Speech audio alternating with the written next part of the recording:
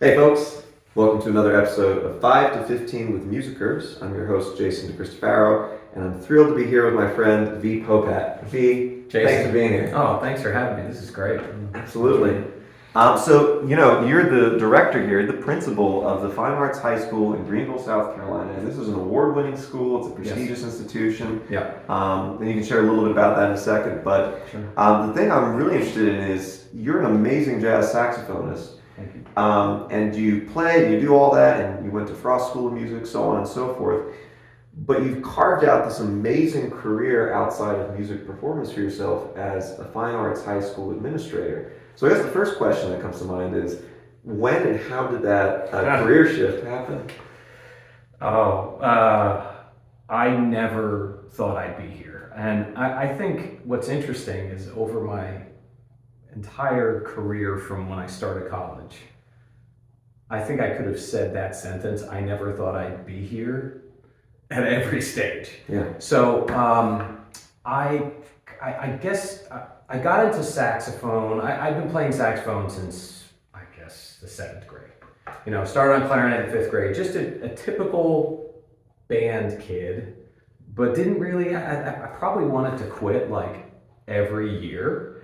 And then, like a lot of band kids, like marching band and that whole social aspect of bands kind of did, well, not even kind of, it got me through high school. Yeah. I think a lot of band kids can relate when it's like, I don't want to be in the cafeteria, I'm going to go to the band room. Yep. And then it's like, I don't want to be in the cafeteria, I'm going to go to the band room and practice.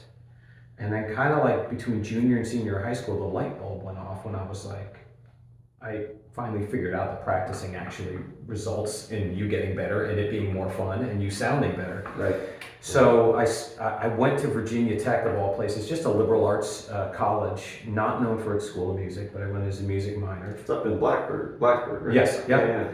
And really great professors, just not, definitely not an upper tier music school, no offense to them. It's a really good school. Not conservatory though. Definitely not conservatory. Right. But some really fine musicians have come out of the program there, and they just love the feeling of the school. So eventually I made my way to being a music major there, and classical saxophonist, and then started dabbling in jazz thanks to Chip McNeil, who was my professor there, and got us into that. And so I'm a late bloomer kind of in everything, and with jazz too.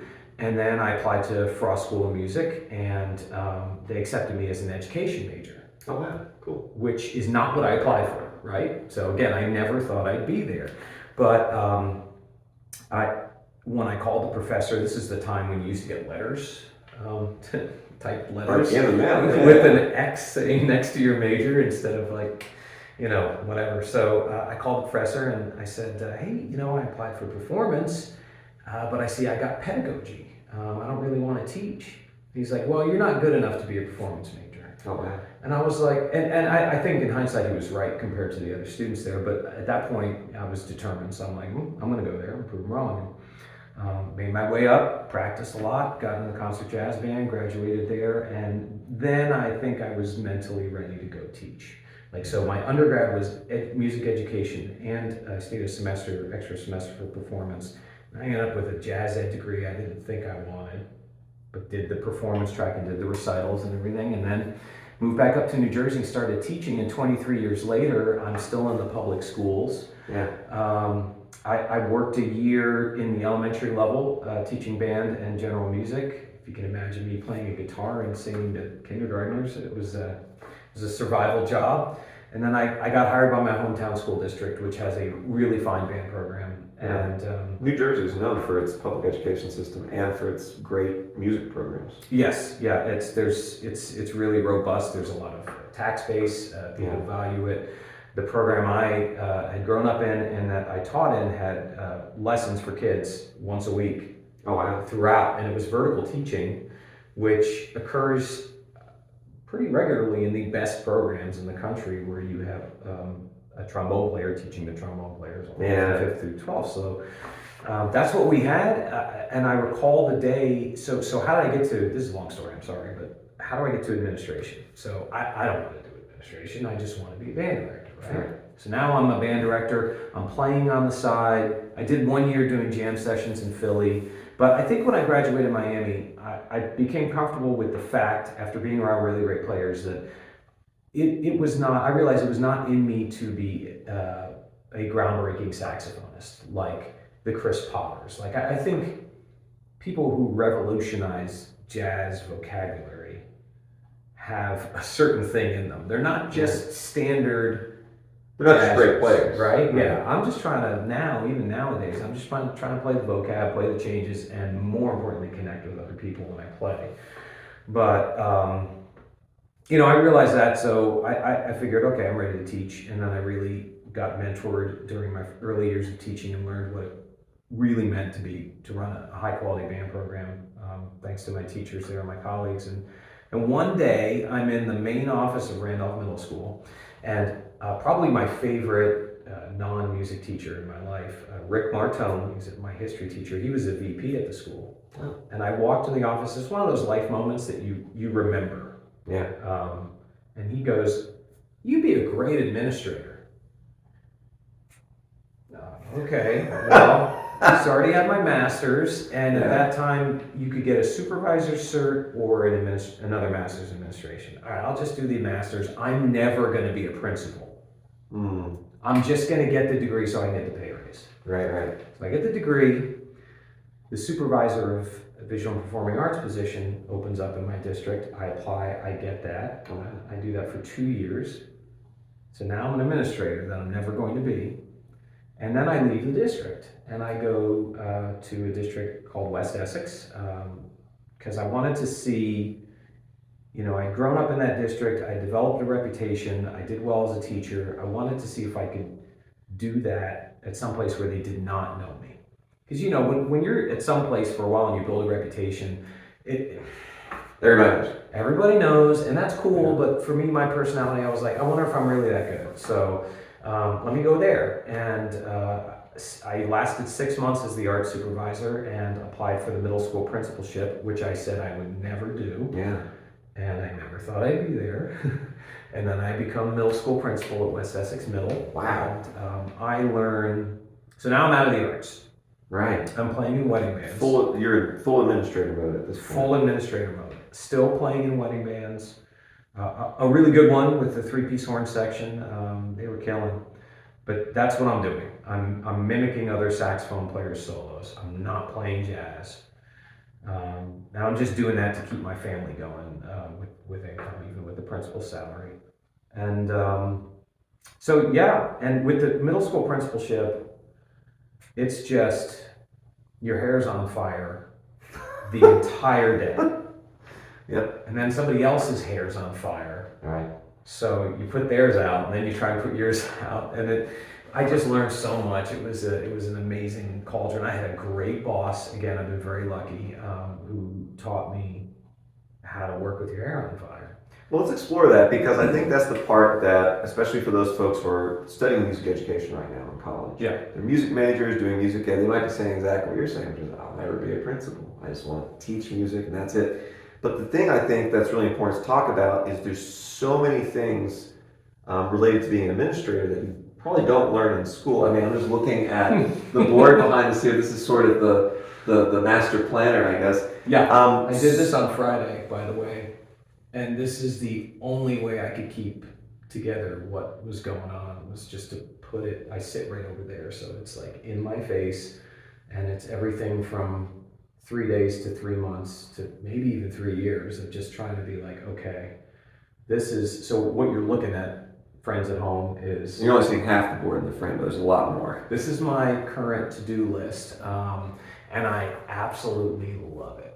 But anyway, you were saying about music ed majors. Well, right, so I guess in a typical, because this is the thing too, I think a lot of people are like, oh yeah, principal of a high school. Mm-hmm.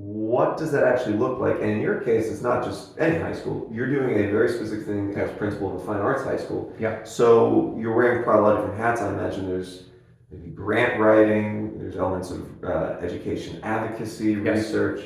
So what are some of the things that you do, and what is a typical week? What are some of the different hats you have to wear while you're putting out the fires? Sure, and I got super lucky. We had visited just 30 seconds. We had visited Greenville, fell in love with it. I applied for jobs down here. I kept applying. I got turned down. I kept applying, and then fine arts came open, and it was just an absolute blessing because I had pretty much given up any thought of coming back to the arts, but always wanted to, and mourned it. I mourned it that I could not be in the arts, and then this job came open, and it was like, okay, cool. Like I was in the trenches for a few years. And now I get to do this. And what's great is everything, to answer your question, everything you do in a normal school, you do in an art school. But what's cool about here is my student population all wants to be here. Yeah. And when you're in a regular school, a lot of your time is tied up by the kids who don't want to be there, who maybe act out. And you know, what I learned is kids act out usually because they don't understand the material. So it's just way easier to get kicked out of class than it is like, there's very few people who are just pure evil, especially as a kid. Right. You know, so mostly it's just there's a rationality behavior. Right. But with principalship, I mean, I think the first thing you learn, and you have to learn this as a teacher too, is like, you have to understand school law and you have to stay up on school law, because you have, even here, they're minors in the building. Even when they're 18, you still have this connection with the parents. So there's privacy laws, there's medical, there's confidentiality that you have to understand because you're dealing with kids. Yeah. And then the nuances from the classroom that I think successful teachers do, because I started out as a band director, like traditional, like my way or the highway. And then it eventually becomes like, which highway can I help you to be successful? Right. Right? And then you take that as a principal and you do that with students and adults. So as a principal, with teachers, you have your classroom or classrooms. If you have a marching band, you have anywhere up to 200 in your classroom, or maybe as little as 50, whatever. But with the school, you have, this year I have 453 students, and it's my job to know their names, their educational needs, their desires, their career passions. And then I have my teachers. And here at the Fine Arts Center, we have teaching artists, which is amazing. I have 27 staff, and only 4 have a standard teaching certificate. Yeah. So a whole bunch of people with MFAs, professional experience, and they're artists. So they feel differently. And some of them are creating on the spot, and some of them need structure. Some of them don't want to be told what to do, so I have to find out a way to do that. Communicate with them. Right. And then some of them, one thing I learned down here a little bit is I have some folks who do want to be told what to do, and that was not the way it was in my job in New Jersey. I had to be very collaborative. Some folks work better if you're like, I need you to do this, and it's got to be on my desk by Friday, and I'm not asking. Yeah.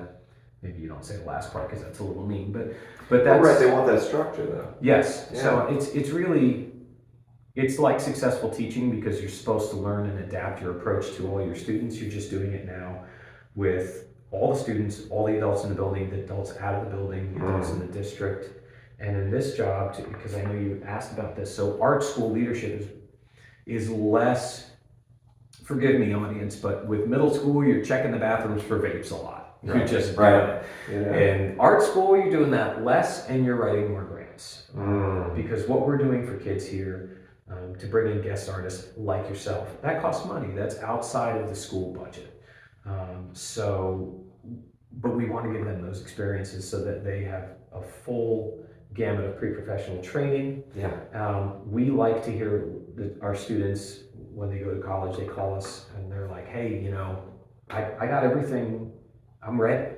Yeah. In fact, I already know some of this stuff. And so that's where the fundraising and the grant writing and the building relationships in the community is very different than being a regular school principal. Absolutely. Well, and so, wearing all those different hats, these are things that you don't necessarily learn when you're going to school, even through an advanced degree for music ed or things like that. So a lot of these things you're learning on the job. What are some things that you do? I mean, obviously there's professional development and things like that you're probably required or expected to do. Yeah. But for you, how do you strategize finding the time to continue to grow and learn and manage all these smaller tasks that you have to do while also doing the full-time job of being the principal of the school and navigating all these other things. How do you balance that? Podcasts, Yeah, audiobooks.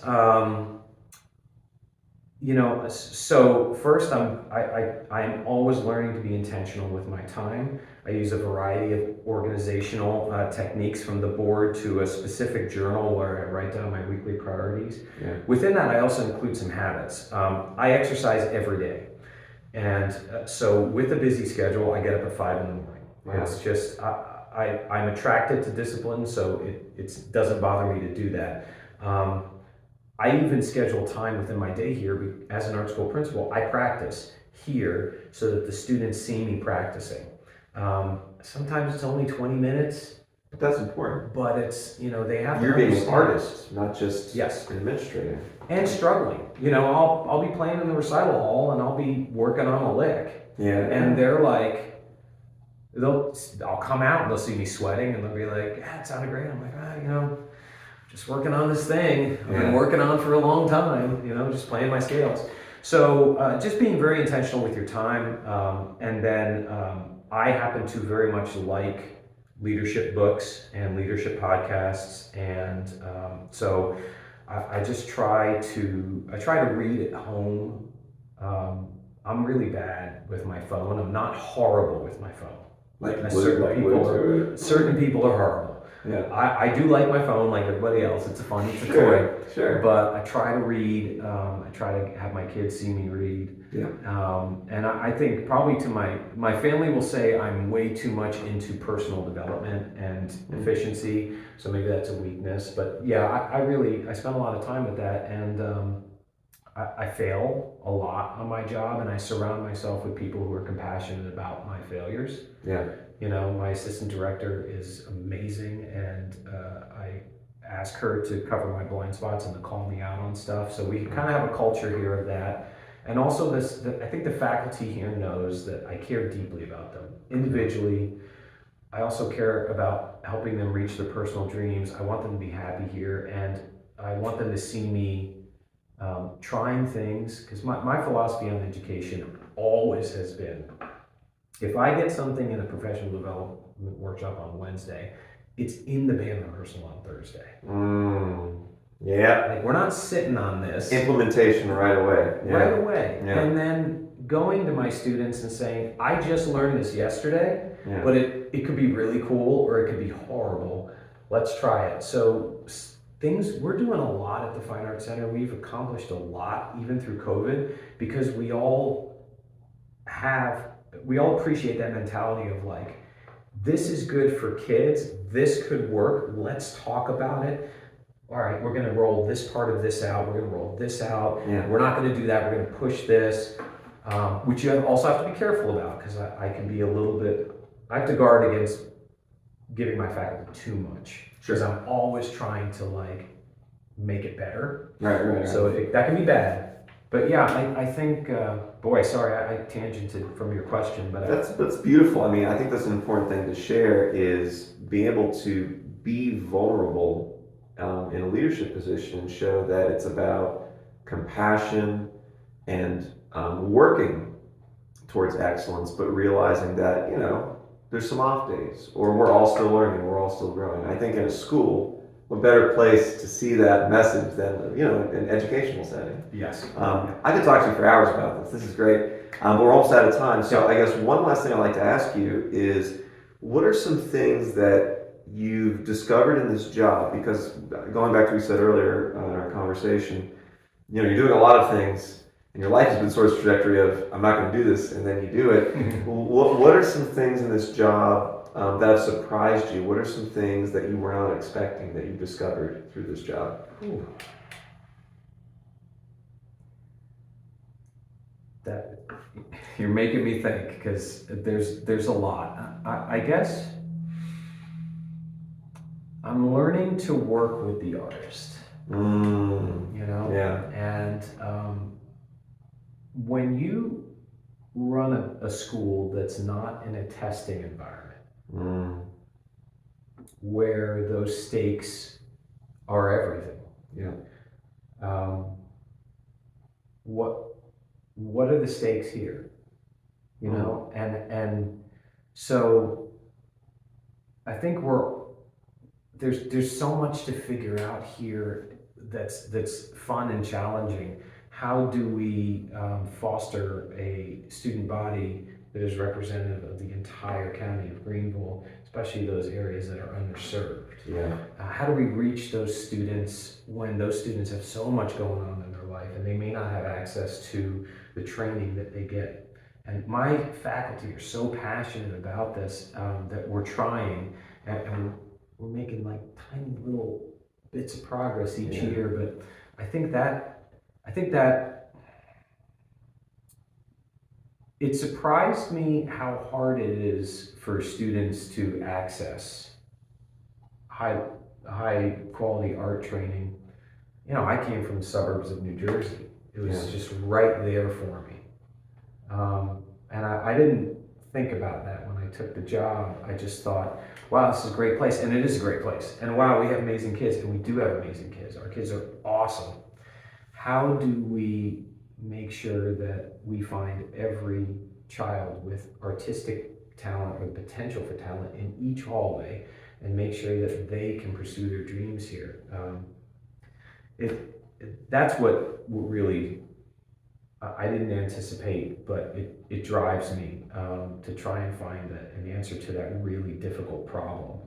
You know, you think about, I think I read, a friend of mine who read this book by Adam Grant, who's phenomenal, said Tupac Shakur went to an art school. Yeah. I think he was a theater major, but like, you know, That makes sense, actually. Yeah. and of course, Chappelle went to an art school. Yeah. So you see some of these schools that are located in the city, and so Fine Arts Center is here. We're in Greenville. We're in this big, beautiful part of the upstate.